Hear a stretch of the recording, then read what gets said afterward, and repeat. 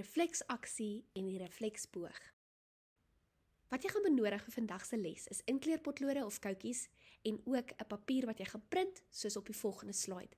My voorstel is dat soos wat ons aangaan dat jy saam met ons skryf en inkleur soos die les verloop. Print hierdie enetjie.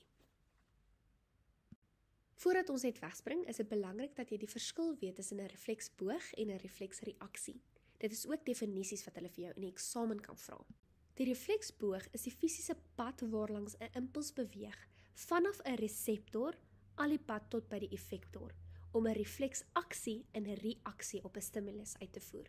Jy kan ook dink hierdie maak éventueel 'n boogie. Dis hoekom die refleksboog is. Maar dit is baie belangrik, refleksboog is die pad waarlangs dit beweeg. 'n Refleksreaksie is 'n vinnige, outomatiese, ingebore reaksie op 'n stimulus. Dit is 'n beskermende, instinktiewe reaksie en verg nie enige tussenkoms deur die brein om plaas te vind nie. Ons gaan nou spesifiek kyk na die refleksboog. So die kersie eerstens is die stimulus. Dit is die verandering in die omgewing. Die vel gaan die reseptor wees. Hy gaan die verandering waarneem. Hy gaan hierdie stimulus omskakel in 'n impuls. Die impuls sal vervoer word deur die sensoriese neuron na die sentrale senuweestelsel. Die impuls word met die sensoriese neuron vervoer deur die rugmergsenuwee, deur die dorsale wortel en dit gaan in by die dorsale horing in die rugmerg. Sinapse vorm met die interneuron. 'n Impuls word vervoer tot in die ventrale horing, waar dit 'n sinaps vorm met 'n motoriese neuron. Die impuls word deur die ventrale wortel van die rugmergsenuwee na die effektor toegeneem en die effektor sal dan reageer.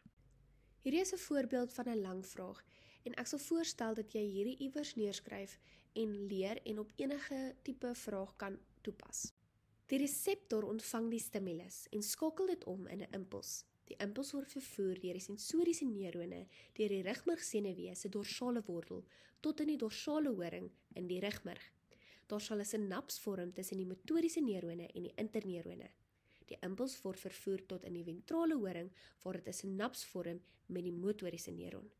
Die impuls gaan deur die ventrale wortel van die rugmergsenuwee na die spiere of die kliere wat ook die effektore genoem word. Hierdie lang vraag kan jy op enige vraag toepas. So jy skryf letterlik dit presies so en daar waar ek dit rooi gehighlight het, verander jy net ten opsigte van jou voorbeeld. So kom ons sê, jy sien daar ry iemand voor jou in en jy moet reageer op dit.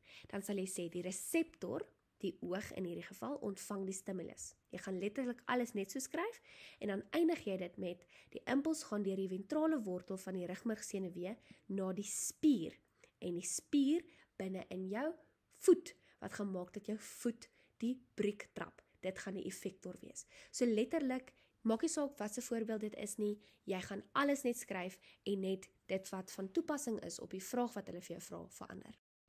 Daar is 'n verskil tussen 'n outomatiese reaksie soos om jou hand op 'n plaat te sit en outomaties weg te ruk en 'n bewuste reaksie soos 'n hondjie wat jou hand lek en jy besluit om jou hand weg te neem. 'n Outomatiese reaksie op 'n stimulus is 'n vinnige reaksie. Hy gaan nie eers na die brein toe nie, hy gaan direk na die rugmerg toe en die rugmerg verwerk dit. Jy trek dadelik jou hand weg en die voordeel daarvan is hy beskerm die liggaam sonder dat jy eers bewus is oorspronklik daarvan. 'n Bewuste reaksie gaan die stimulus eers na die brein toe. Die brein neem 'n besluit voor daar reaksie is. Byvoorbeeld, as 'n hondjie jou hand lek en jy hou nie daarvan nie, dan besluit jy om jou hand weg te neem. As jy daarvan hou, dan sal jy jou hand teen daar hou en jy sal nie jou hand wegvat nie. Hier kan jy die hele refleksboog sien en jy kan spesifiek ook sien die pad wat dit volg. Die belangrikheid van 'n refleksreaksie is die beskerming teen beserings, wat dit vind vinnig en onwillekeurig plaas.